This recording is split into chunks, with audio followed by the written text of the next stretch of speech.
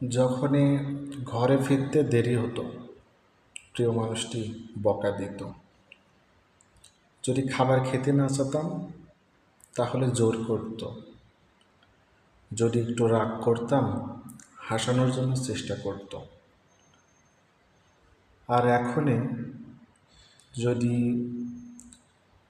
সারাদিন সারা রাত ঘরে নাও ফিরি, কিংবা দুদিন এক সপ্তাহ ঘরে নাও ফিরি, কেউ বলা লোক নাই। আবার যদি একবেলা কেন, যদি তিনবেলাও না খাই, কেউ বলবে না যে একটু খাবার খা।